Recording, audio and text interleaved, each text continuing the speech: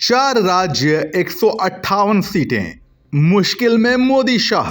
लोकसभा चुनाव में बढ़ी परेशानी, भगवा ब्रिगेड का मास्टर प्लान। कभी कभी अपना ही शानदार काम अपने ऊपर ही भारी पड़ने लगता है। मिशन 2024 की तैयारियों में जुटी बीजेपी के साथ भी कुछ ऐसा ही हो रहा है। 2019 में 303 सीटों पर शानदार जीत दर्ज करके सत्ता में वापसी करने वाली भाजपा को अब उन्हीं 303 में से 158 सीटें भारी पड़ रही हैं।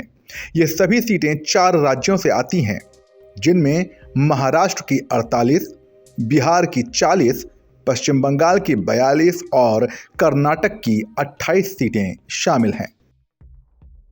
क्यों मुश्किल में बीजेपी? दरअसल जिन 4 राज्यों की 158 सीटों ने बीजेपी की टेंशन बढ़ाई है, उनमें बिहार, कर्नाटक और महाराष्ट्र की वो 116 सीटें भी शामिल हैं, जहां बीजेपी के पिछले सहयोगी ही उसकी मुश्किलें बढ़ा रहे हैं। बिहार में 2019 का चुनाव बीजेपी ने नीतीश कुमार के जेडीयू के साथ मिलकर लड़ा था, मगर अब नीतीश को बीजेपी की जगह राजद का साथ भा गया है।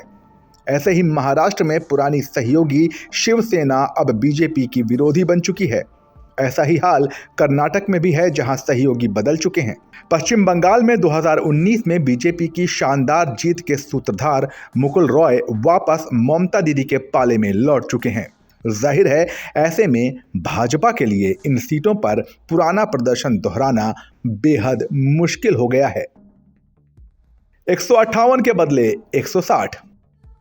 4 राज्यों की 158 सीटों पर संभावित नुकसान की भरपाई के लिए बीजेपी के नीति निर्धारकों ने मास्टर प्लान बनाया है।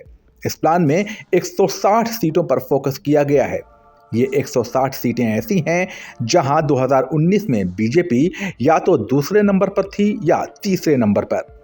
जुलाई 2022 से लेकर अब तक बीजेपी की कोर कमेटी कई बार इन 160 सीटों पर मंथन कर चुकी है।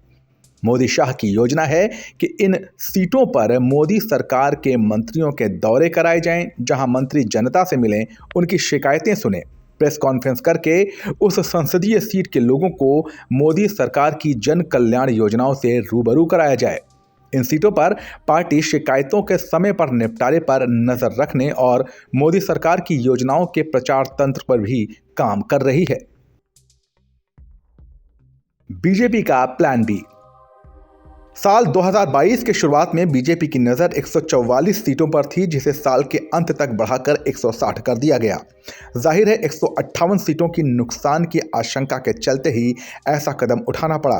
पार्टी सूत्रों की माने तो जल्द ही यह संख्या बढ़ाकर 200 भी की जा सकती है। पार्टी का ज्यादातर ध्यान दक्षिण और पूर्वी राज्यों पर है, जहां भाजपा की स्थिति फिलहाल बहुत अच्छी नहीं है।